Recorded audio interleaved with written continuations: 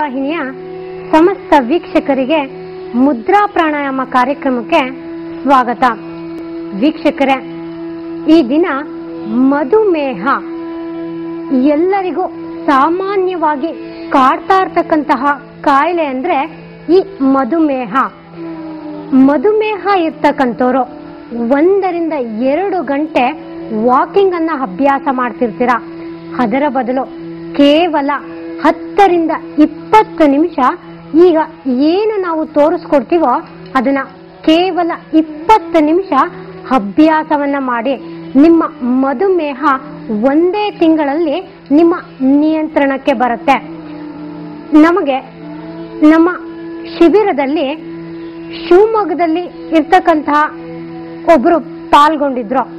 ಅವರು ಕೇವಲ 5 ದಿನ ನಮ್ಮ ಶಿಬಿರದಲ್ಲಿ ಪಾಲ್ಗೊಂಡು 1 ತಿಂಗಳ ಕಾಲ ನಾವು ಏನನ್ನ ಅಭ್ಯಾಸವನ್ನ ತೋರಿಸಿದ್ವೋ ಅದನ್ನ ಅಭ್ಯಾಸ ಮಾಡಿ ಇವತ್ತು ಊಟದ ನಂತರ, ಊಟಕ್ಕಿಂತ ಮೊದಲು, ಹಾಗೆ ಮಾತ್ರೆಗಳ ಸೇವನೆಯ ನಂತರ, ಮಾತ್ರೆಗಳನ್ನ ಕೂಡ ಬಿಟ್ಟು ಚೆಕಪ್ ಅನ್ನ ಮಾಡಿಸಿದಾಗ ನಿಮ್ಮ ಶುಗರ್ ನಾರ್ಮಲ್ ಅಲ್ಲಿರುತ್ತೆ.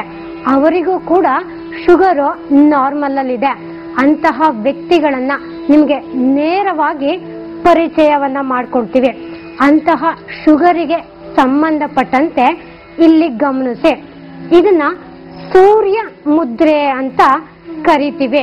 ನಿಮ್ಮ ಉಂಗ್ರದ ಬೆರಳನ್ನ ಈ ರೀತಿ ಮಡಚಿ ನಿಮ್ಮ ಹೆಬ್ಬೆರಳನ್ನ ಈ ರೀತಿ ಸೇರಿಸೋದಿಕ್ಕೆ ಇದನ್ನ ಸೂರ್ಯ ಮುದ್ರೆ ಅಂತ ಕರಿತೀವಿ.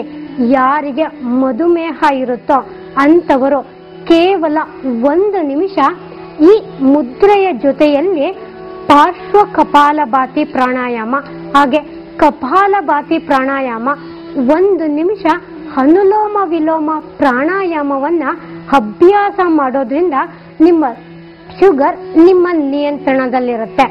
ನಂತರ ಇಲ್ಲಿ ಗಮನಿಸಿ, ಇದನ್ನ ಅಪಾನ ಮುದ್ರೆ ಅಂತ ಕರಿತಿರ್ತೀವಿ. ನಮಗೆ ಸಾಕಷ್ಟು ಜನ ಕರೆಗಳನ್ನ ಮಾಡ್ತಾರೆ. ಅವರು ಹೇಳೋದೊಂದೇ, ಈ ಅಪಾನ ಮುದ್ರೆಯನ್ನ 2 ತಿಂಗಳು 3 ತಿಂಗಳು ಅಭ್ಯಾಸವನ್ನ ಮಾಡಿದ್ದೇವೆ, ಆದರೆ ಯಾವುದೇ ರೀತಿಯ ಪರಿಹಾರ ನಮಗೆ ಸಿಕ್ಕಿಲ್ಲ ಅಂತ ಹೇಳ್ತಿರ್ತಾರೆ.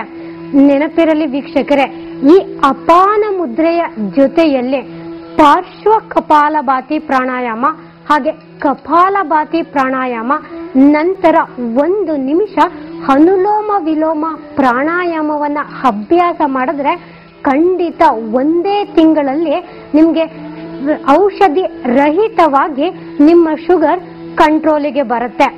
ನಂತರ ಸಮಾನ ಮುದ್ರೆ, ಈ 2 ಮುದ್ರೆಗಳ ನಂತರ ಈ ಸಮಾನ ಮುದ್ರೆಯಲ್ಲಿ ಆ ಪ್ರಾಣಾಯಾಮಗಳನ್ನ ಅಭ್ಯಾಸ ಮಾಡಬೇಕು. ಕೇವಲ 1 ನಿಮಿಷ ಈ ಮುದ್ರೆಗಳ ಜೊತೆಯಲ್ಲಿ ಪ್ರಾಣಾಯಾಮವನ್ನ ಅಭ್ಯಾಸ ಮಾಡೋದ್ರಿಂದ ನಿಮ್ಮ ಶುಗರ್ ನಿಮ್ಮ ನಿಯಂತ್ರಣದಲ್ಲಿರುತ್ತೆ. ನಂತರ ಇಲ್ಲಿ ಗಮನಿಸಿ, ಇದನ್ನ ಆಕ್ಯುಪ್ರೆಷರ್ ಬಿಂದು ಅಂತ ಕರಿತೀವಿ. ಯಾರಿಗೆ ಮಧುಮೇಹ ಇರುತ್ತೋ ಅವರಿಗೆ ಇದನ್ನ ಪ್ಯಾಂಕ್ರಿಯಾಸ್ ಬಿಂದು ಅಂತ ಕರಿತೀವಿ. ಕೇವಲ 1 ನಿಮಿಷ ಈ ರೀತಿ ನಿಧಾನವಾಗಿ ಪ್ರೆಷರ್ ಅನ್ನ ಕೊಡ್ತಾ ಬನ್ನಿ. 1 ನಿಮಿಷ 2 ಕೈನಲ್ಲಿ ಕಪಾಲಭಾತಿ ಪ್ರಾಣಾಯಾಮವನ್ನ ಅಭ್ಯಾಸ ಮಾಡಿ ನೋಡಿ. ಕೇವಲ 1 ತಿಂಗಳಲ್ಲಿ ನಿಮ್ಮ ಶುಗರ್ ನಿಯಂತ್ರಣಕ್ಕೆ ಬರುತ್ತೆ.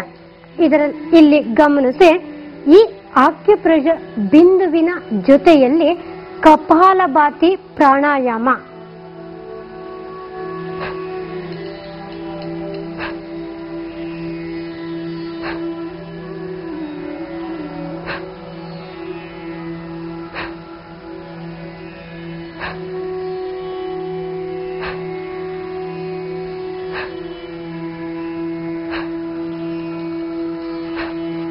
ನಂತರ ಕೈಗಳನ್ನ ಬದಲಾಯಿಸಬೇಕು.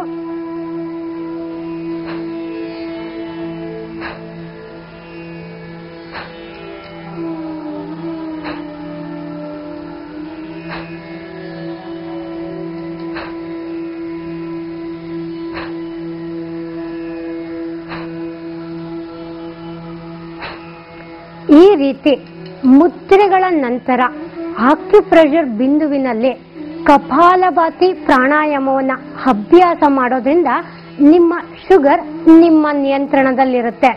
ನೆನಪಿರಲಿ, ಮೊದಲು ಸೂರ್ಯ ಮುದ್ರೆ, ನಂತರ ಅಪಾನ ಮುದ್ರೆ, ನಂತರ ಸಮಾನ ಮುದ್ರೆ, ನಂತರ ಈ ಆಕ್ಯುಪ್ರೆಷರ್ ಬಿಂದುವಿನಲ್ಲಿ ಕೇವಲ 1 ನಿಮಿಷ ಕಪಾಲಭಾತಿ ಪ್ರಾಣಾಯಾಮ ಹಾಗೂ ಪಾರ್ಶ್ವ ಕಪಾಲಭಾತಿ ಪ್ರಾಣಾಯಾಮ, ನಂತರ ಕೇವಲ 1 ನಿಮಿಷ ಅನುಲೋಮ ವಿಲೋಮ ಪ್ರಾಣಾಯಾಮವನ್ನ ಅಭ್ಯಾಸ ಮಾಡಬೇಕು.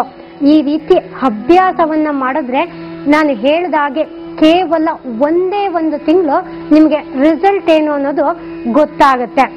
ಇದರ ಜೊತೆಗೆ ನಿಮ್ಮ ಆಹಾರದ ಕ್ರಮಗಳು ಬಹಳ ಮುಖ್ಯ. ವೀಕ್ಷಕರೇ, ಒಂದು ನೆನಪಿರಲಿ, ನಾವು ಊಟವನ್ನ ಮಾಡುವಾಗ ನಮಗೆ ಗೊತ್ತಿಲ್ಲದಲೆ ಕೆಲವು ಸಲ ಕೂದಲುಗಳು ಒಳಗಡೆ ಹೋಗಿರುತ್ತೆ. ಹಾಗೆ ಎಲ್ಲೋ ಒಂದು ಕಡೆ ತ್ಯಾಜ್ಯ ವಸ್ತುಗಳನ್ನ ಸೇವನೆಯನ್ನ ಮಾಡಿರ್ತೀವಿ. ಕೆಲವು ಸಲ ಅದು ಮಲಮೂತ್ರ ವಿಸರ್ಜನೆಯ ಮೂಲಕ ಹೊರ ಹೋಗುತ್ತೆ, ಇನ್ನೂ ಕೆಲವು ಸಲ ಅದು ಹಾಗೆ ಉಳ್ಕೊಳ್ಳುತ್ತೆ.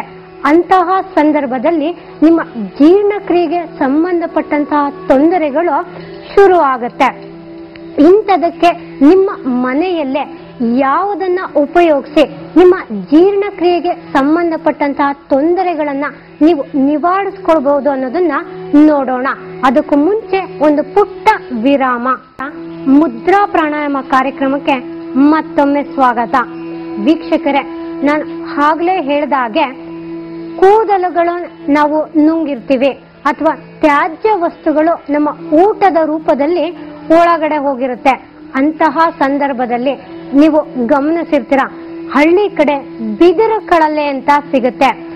ಯಾರು ಇದನ್ನ ಪಲ್ಯದ ರೂಪದಲ್ಲಿ ಹಾಗೆ ಜ್ಯೂಸಿನ ರೂಪದಲ್ಲಿ ಬಿದಿರು ಕಳಲೆಯನ್ನ ಉಪಯೋಗಿಸ್ತಿರೋ ಅಂತವರಿಗೆ ಜೀರ್ಣಕ್ರಿಯೆಗೆ ಸಂಬಂಧಪಟ್ಟಂತಹ ತೊಂದರೆಗಳು ನಿವಾರಣೆ ಆಗುತ್ತೆ.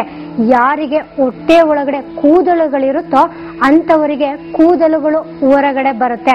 ತ್ಯಾಜ್ಯ ವಸ್ತುಗಳು ಹೊಟ್ಟೆಯಲ್ಲಿ ಏನೇ ಇದ್ರೂ ಕೂಡ ಈ ಬಿದಿರು ಕಳಲೆ ಜ್ಯೂಸ್ ಅಥವಾ ಪಲ್ಯವನ್ನ ಉಪಯೋಗಿಸಿದ್ರೆ ಎಂತಹ ಜೀರ್ಣಕ್ರಿಯೆಗೆ ಸಂಬಂಧಪಟ್ಟಂತಹ ತೊಂದರೆಗಳಿದ್ರೂ ಕೂಡ ನಿವಾರಣೆ ಆಗುತ್ತೆ.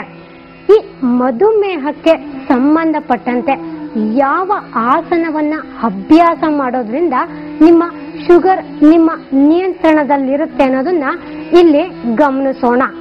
ಇದನ್ನ ಹಾದಿ ಮುದ್ರೆ ಅಂತ ಕರಿತೀವಿ. ಈ ಮುದ್ರೆಯನ್ನ ನೋಡಿ, ಈ ರೀತಿ ನಿಮ್ಮ ನಾಭಿಯ ಭಾಗಕ್ಕೆ ಒತ್ತಿರ್ಬೇಕು. ಸಾಧ್ಯವಾದ್ರೆ ಇದರ ಜೊತೆಯಲ್ಲೇ ಕಪಾಲಭಾತಿ ಪ್ರಾಣಾಯಾಮವನ್ನ ಅಭ್ಯಾಸ ಮಾಡಿ. ಇಲ್ಲಿ ಗಮನಿಸಿ,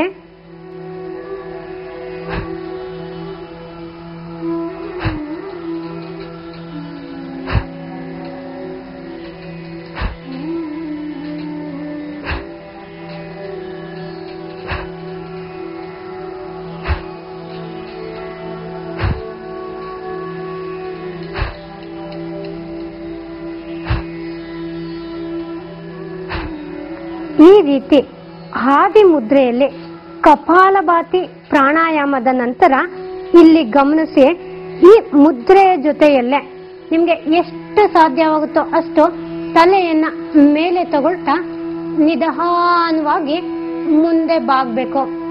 ನಿಮ್ಗೆ ಎಷ್ಟು ಸಾಧ್ಯ ಆಗುತ್ತೋ ಅಷ್ಟು ನಿಧಾನವಾಗಿ ಮುಂದೆ ಬಾಗಿ ಇಲ್ಲಿ ನಿಲ್ಸಿ 1 ಸೆಕೆಂಡ್ ಆರಾಮಾಗಿ ಸಹಜವಾಗಿ ಉಸಿರಾಟವನ್ನ ಮಾಡಬೇಕು.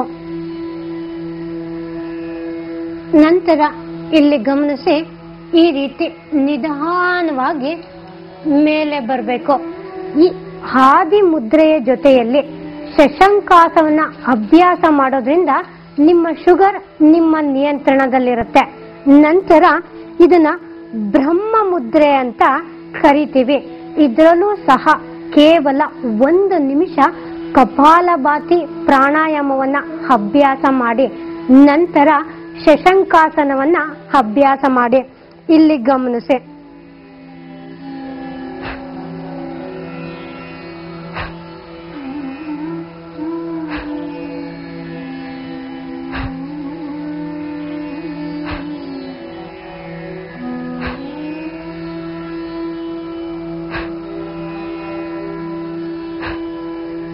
ಈ ರೀತಿ ಕಪಾಲಭಾತಿ ಪ್ರಾಣಾಯಾಮವನ್ನ ಅಭ್ಯಾಸ ಮಾಡಿದ ನಂತರ ಇಲ್ಲಿ ಗಮನಿಸಿ, ನಿಮಗೆ ಎಷ್ಟು ಸಾಧ್ಯನೋ ಅಷ್ಟು ನಿಧಾನವಾಗಿ ಮುಂದೆ ಬಾಗ್ತಾ ಬರಬೇಕು.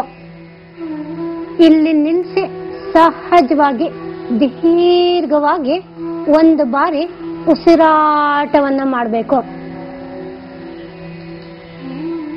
ನಂತರ ನೋಡಿ, ನಿಧಾನವಾಗಿ ಮೇಲೆ ಬರಬೇಕು. ಈ ರೀತಿ ಕೇವಲ ಒಂದೊಂದು ನಿಮಿಷ ಈ ಆದಿ ಮುದ್ರೆ ಹಾಗೂ ಬ್ರಹ್ಮ ಮುದ್ರೆಯಲ್ಲಿ ಕಪಾಲಭಾತಿ ಪ್ರಾಣಾಯಾಮವನ್ನ ಅಭ್ಯಾಸ ಮಾಡಿದ ನಂತರ ಇಲ್ಲಿ ಗಮನಿಸಿ, ವಾಯು ಮುದ್ರೆ, ನಂತರ ಶೂನ್ಯ ಮುದ್ರೆ, ಹಾಗೆ ಸೂರ್ಯ ಮುದ್ರೆ, ನಂತರ ನೋಡಿ ಜಲೋದರ ನಾಶಕ ಮುದ್ರೆ, ಮೂತ್ರಾಶಯ ಮುದ್ರೆ, ಪ್ರಾಣ ಮುದ್ರೆ, ನಂತರ ಸಮಾನ ಮುದ್ರೆಯಲ್ಲಿ ಕೇವಲ ಒಂದೊಂದು ನಿಮಿಷ ಅನುಲೋಮ ವಿಲೋಮ ಪ್ರಾಣಾಯಾಮವನ್ನ ಅಭ್ಯಾಸ ಮಾಡಬೇಕು. ಈಗ ನಾನು ಏನು ಮಧುಮೇಹಕ್ಕೆ ಸಂಬಂಧಪಟ್ಟಂತೆ ಮುದ್ರೆಗಳನ್ನ ತೋರಿಸಿದ್ನೋ, ಆಕ್ಯುಪ್ರೆಷರ್ ಬಿಂದುಗಳನ್ನ ತೋರಿಸಿದ್ನೋ, ಹಾಗೆ ಸರಳ ಆಸನಗಳಂತಹ ಸಂಪೂರ್ಣ ಮಾಹಿತಿ ಈ ನಿಮ್ಮ ಮುದ್ರಾ ಪ್ರಪಂಚ ಹಾಗೂ ಮುದ್ರಾ ಪ್ರಾಣಾಯಾಮ ಬುಕ್ಸ್ ನಲ್ಲಿ ಸಿಗತ್ತೆ. ಹಾಗೆ ವೀಕ್ಷಕರೇ, ಇದೇ ತಿಂಗಳ 27ನೇ ತಾರೀಕಿನಿಂದ 31ನೇ ತಾರೀಕಿನವರೆಗೆ ವೈಯಾಲಿ ಕಾವಲ್ನಲ್ಲಿ ನಮ್ಮ ಈ ಮುದ್ರಾ ಪ್ರಾಣಾಯಾಮ ಶಿಬಿರವನ್ನ ಏರ್ಪಡಿಸಿದ್ದೇವೆ. ಇದಕ್ಕೆ ಸಂಬಂಧಪಟ್ಟಂತೆ ಏನಾದರೂ ಮಾಹಿತಿಗಳು ಬೇಕಂದ್ರೆ ಕೇವಲ ನೀವು ಒಂದೇ ಒಂದು ಕರೆಯನ್ನ ಮಾಡಿ ನಿಮಗೆ ಸಂಪೂರ್ಣ ಮಾಹಿತಿ ಸಿಗುತ್ತೆ. ನಾಳಿನ ವಿಶೇಷ ಸಂಚಿಕೆಯಲ್ಲಿ ಮತ್ತೊಮ್ಮೆ ಭೇಟಿ ಮಾಡೋಣ. ನಿಮಗೆಲ್ಲರಿಗೂ ಬೆಳಗಿನ ವಂದನೆಗಳು.